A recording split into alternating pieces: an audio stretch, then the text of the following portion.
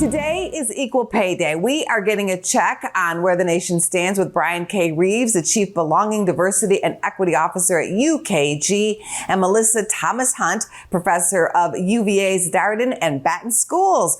Great to have you both with us. And I'm hearing that women on average earn 82 cents for every dollar a man makes. That number is even lower for women of color. But I understand a Harvard study shows women are making strides with pay. What can you tell us? Well, we believe strides are being made, but we have a long way to go.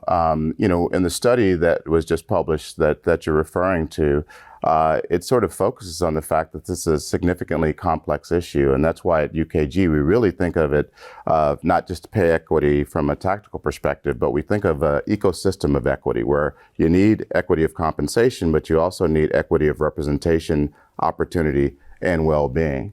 And if you look in the study, one of the more glaring statistics that shows some of the complexity is that 74% of the executives in the study believe and consider pay equity as a moderate or high priority within their companies, but only 49% of them actually have pay equity plans in place. And from an employee perspective, 71% of employees agree that this is an important topic within their company, and 41% believe that their companies have some sort of program, whether it's good or bad, but 24% believe their companies don't have a pay equity plan in place. So those numbers are even lower for people of color. So that underpins the complexity of this topic. Melissa, why is it so complex in getting to that pay equality, and what can employers do? It's such a complex issue that often there's an inclination to abdicate responsibility for it, but they actually have to move beyond that and recognize that there are actually very sophisticated analytical tools to help to discover where the inequities lie and to remediate those inequities. Then they have to put a plan in place, and having put a plan in place, they need to close those gaps and communicate to employees what they've actually done to increase transparency. It's not enough just to do the right thing. They actually have to let employees know what they've actually done. And then they have to hold managers and leaders who have responsibility for compensation decisions accountable so that the gaps that have been closed stay closed. It's really important, the accountability piece.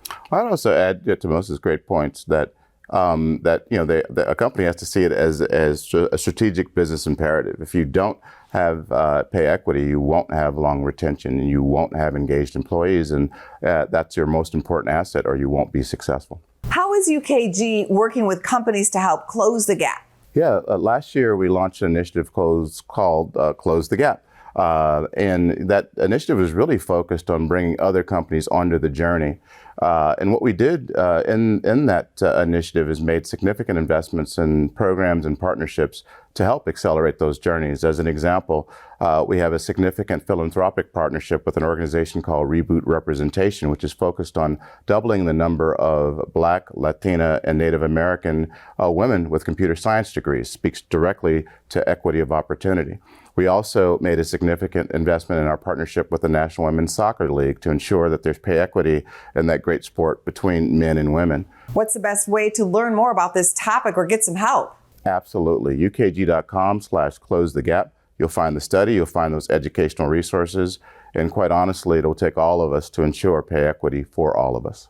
Thank you both for coming on our show. Thank you. Go to businessfirstam.com for where to see our show on TV.